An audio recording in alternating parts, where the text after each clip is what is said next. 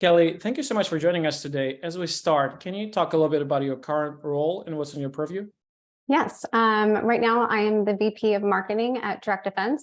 DirectDefense offers a full suite of managed services, IoT monitoring, penetration testing, risk assessment, and compliance services. We pride ourselves on our white glove approach when it comes to supporting custom alerts, playbooks, and responses through our proprietary software Threat Advisor. And I oversee, and my team oversees, we've got brand, content, demand generation, PR and communications, digital, creative, social, and events. So we have kind of all of that rolls up into me. It sounds like everything. Yes, everything. So this is awesome. So this is it's, if you picture a career trajectory, this is at one point. But can you talk a little bit about how did you get started? How did you get into cybersecurity marketing so that we can connect the dots and see the full trajectory? Yes, I actually came out of university on a path to do sports public relations Interesting. Yes, at collegiate level and professional level. At that time, my husband was also in sports and he is still in sports. So we both had crazy schedules, and I came to find that I got really bored. In sports PR, it's they win, they lose. They may have broken a record. There may have been some scandal. There might be a profile piece. It was just rinse and repeat. So I got very, very bored. Plus, we were getting ready to start a family and the schedules just didn't align. So he stayed in sports, which actually ended up making us move and still makes us move quite a bit. So I, being curious and being willing to learn anything in the upcoming tech market in Dallas, decided to switch over to technology, and I was with GE in the power module space. Then because of a move, I went into firewall with SonicWall, firewalls with SonicWall, and then that became Dell. And then from there, I went to touchscreen technology in that was Elo Touch Solutions. And then lastly, before coming to DirectDefense, I was at FireEye before it became Mandiant. So again, that curiosity, that willing to learn, I mean, it took me from sports to cyber. That's interesting. It's a starting point. It's very kind of, and there is no kind of one traditional way or non-traditional, what have you, but it's interesting to see how people kind of take different paths and different forks on the road. It's interesting, but I think it just also gives you different perspective on things. And having been at companies of various sizes, I think that gives you different vantage points. Being part of kind of companies of different sizes and kind of different products, different teams. Cybersecurity, I think, is a concept just exploded in importance in the recent years. And judging by the amount of venture capital that goes into the space, by how just top of mind for so many people, you can read about cybersecurity issues and headlines pretty much every other day. I think as a result, a lot more people are looking to make a career in cybersecurity marketing. So from your experience, what would you recommend me? Maybe someone who's a little bit who's more junior, they're just starting, or maybe they're looking to transition from maybe technology marketing into cybersecurity marketing, or even more upstream of that, someone who is still in college trying to figure out what to make out of their career. What would you recommend? What are the top 2 or 3 things in your view they should focus on to kind of stack the deck in their favor a little bit? What would those things be? Sure. Biggest thing, like I said, you have to be curious. You have to be willing to learn. And in our industry, the most important thing to remember is when working in the cybersecurity space, you have to think like a hacker, even on the marketing side, because you're targeting an audience that is comprised of world-class experts that in defending against attacks. So you've got to think in a very strategic way. My team follows a technique that we do recon. So we figure out who our audience is. Then we weaponize, which is we deliver relevant content. The delivery is, the go-to-market strategy that gets the content in front of them. And then we exploit by knowing their pain points and getting their attention. As again, following the hacker protocol, it's install. You streamline the process with automation and you take control, you track them. So if this is through, Pardot, you're tracking their every move, you know what they're doing. And then you maintain, you've got to nurture them. But the biggest thing is you've got to identify your correct audience. So you've got to do your recon and you've got to find their pain points. And you have to give them content that is relevant to their pain points. So again, to answer your question, it's really be curious, learn how to think like a hacker. Not just in marketing, but sales, all those kind of things. It comes full circle. Interesting. It's a very, to be frank, I haven't heard the way you put it very succinctly. It's an interesting framework, and I think it's kind of spot on, because people you're dealing with, your potential clients, are fairly technical. So approaching it from that perspective, I think makes a lot of sense. And to pull on this thread a little bit, you mentioned all the various functions and kind of the go-to-market components that report to you. What is working for you now? It seems like every year or two there is a new concept that sweeps the landscape. For a while it was inbound. It was pioneered by HubSpot, and everyone kind of rushed into that and quickly realized that only a small fraction converts. I probably under 1 or 2%. Then they said, well, we're going to do large scale events, and it was all about Black Hat and RSA. And during COVID, this went away and everyone leaned into virtual webinars. I think now it seems ChatGPT captured everyone's attention in a major way. Obviously, it probably will have an impact, but it seems like there's always kind of new, whether it's a shiny penny and that doesn't pan out, or a real tool with some longevity to it. And it's probably, maybe it's not one tool, but what are some of the concepts you mentioned? Content, maybe kind of along those lines. What are some of the things that are performing for you right now? Yeah, actually, this is kind of interesting because we just did a CISO panel during our sales kickoff, and the biggest thing that came from that was they're sick of the virtual, they're sick of the emails, they're sick of you calling their cell phone. They want to go back to the small, intimate, in-person events. So whether that's a dinner, a lunch and learn, some very exclusive event, but they want to get that one-on-one touch. They want to feel like they know you know them. And again, going back to those pain points, that their pain points. You're there to help them. You're not there to waste their time. So let's be honest, a CISO is not going to come rarely to a large booth at an event. That's not where he's going to come and make a decision. He's going to come make a decision, obviously in his boardroom or in his office, but he's going to be driven to that decision at a very intimate, whether it's a dinner, whether it's just a board meeting, a meeting where he's being heard, he or she is being heard, and they feel that you were there to help. So that's, and again, COVID kind of changed everything. We were doing a lot of, big, that was kind of the thing, like you said, big in person, and then everybody did virtual, and then everyone was just ready to get out, but realized the value of that one-to-one touch and appreciation for their time. Certainly. Well, it makes a lot of sense, because I think cybersecurity is, again, it's just so sensitive.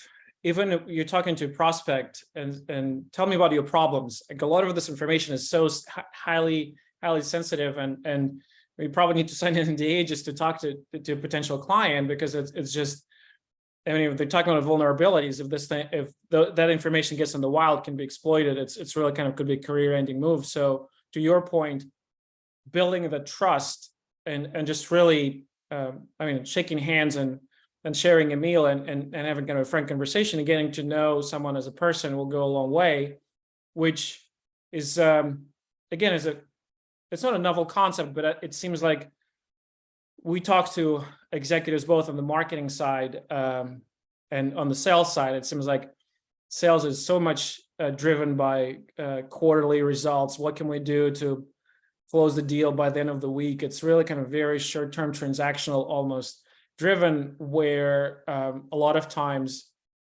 the sales cycles being so long, and without building the trust, without building a relationship first, without being helpful, giving only then maybe asking down the line, once you have this balance in the relationship account, this willingness and preparedness to play the long game, I think where it's all at, which kind of brings me to the next question, which is, it seems that when sales are focused on harvesting intent, so booking this demo, reaching out to someone who stopped by the website or stopped by the booth, but a lot of companies find that only a fraction of your total addressable market of your ICP accounts would show intent at any given point in time, maybe 5%, 10%.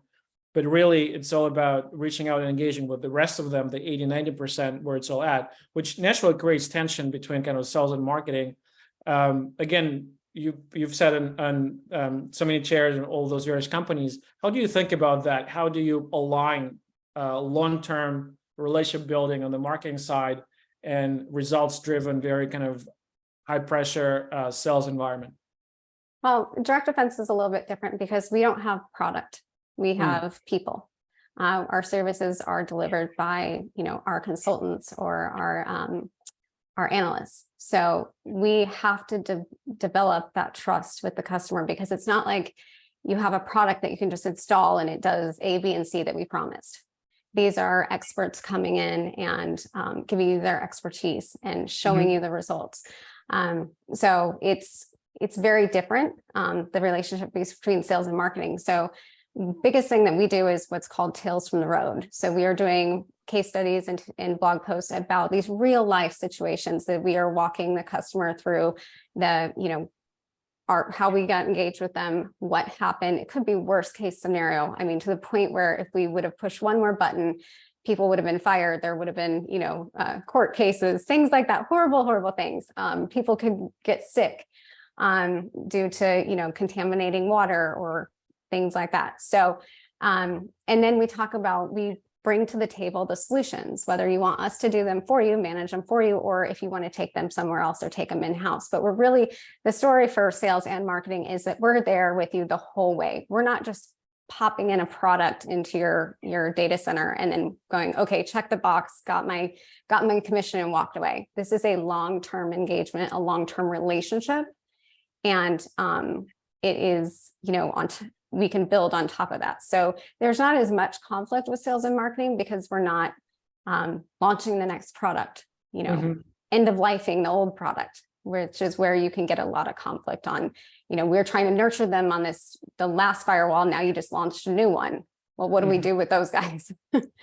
So that makes a lot of sense. So kind of by the virtue of that fact, you're kind of naturally more aligned, to your point, versus someone who has a product and more kind of incentivized to close the deal by the end of the quarter, and then it creates all sorts of divergent incentives and divergent practices. It's very interesting. So it's almost like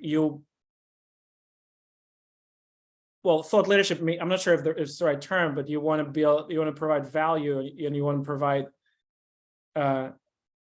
this expertise and actionable insights so that they build trust, which again, going back to the point, kind of necessitates this long-term vision, long-term perspective, and building the relationship. The marketplace is so noisy, and again, having just come back from RSA, it seems everyone is looking over the shoulder at the competitor and see what they're doing. It seems like a lot of messaging is blurring, and companies are kind of not struggling, but kind of grasping for growth and trying to capture more of attention and more of the market from the CISOs. So from that perspective, what kind of how do you think about being not just better, but being different, being unique in this fairly noisy marketplace? A lot less noisy. It puts us in a better situation because, like you said, this year is no different than every other year at RSA. It's, the current buzzword is everywhere. Every booth has the same sort of messaging. They're promising, the world. We're not promising you a quick fix. We're promising you that we will do our due diligence, be your trusted advisor, tell you, start to finish what's good and bad. We're there to make you look good, to your board, to your CEO, whoever you have to report to. We're not there to, throw you under the bus. We'll work with you to, remedy the situations. We'll come back in later and retest. So it's very different than, I've been at RSA Black Hat for years, and it's all the same. And I've been on that side where I've had those products, but it's nice. I truly enjoy being on this side. We've got some amazing people with years of expertise, and we actually do work with Cyber Patriots, which is a younger organization that's usually high school students, and we work with them to get them into cyber, and we've hired quite a few of them right out of high school. So it's nice to find those gems at a young age and work with them and get them to a place where they are some of our best. It's amazing. It's amazing. And I think it kind of speaks to the playing the long game, and given the shortage of talent across the board, both on the kind of the vendor side and the corporate side, that's a very smart move, and really kind of aligning kind of the growth goals with the brand and with the story. Switching gears a little bit, I know we're coming up on time. Imagine you have a crystal ball and you can see into the future. In your view, 6 months from now, 12 months from now, cybersecurity marketers, what are the 2-3 things they will be worried about, obsessed about, thinking about? What it could be some of the things that are happening now, but what do you think will be top of mind for the executives in 6 to 12 months? Yes, obviously AI is going to be, for content creation. Is it safe? It can be a great tool, but you just have to be very careful what you put in. Teaching upcoming and current marketers of what can go in there, or doesn't put your client at risk, and what should go in there and how you should use it. That's always kind of, they're trying to figure that out right now. So that will be a big one. And also, I think what's going to start coming across my desk a lot more is resumes that the university they went to, or whatever schooling they went to, has a focus in cybersecurity. I think you're going to start seeing that a lot more, even in journalism, advertising. You're going to start seeing a lot more focus at the education level of saying they are more knowledgeable about cybersecurity, or they're specializing in cybersecurity marketing. Now, I don't completely agree with that. I think cybersecurity a lot of times is more of a trade job.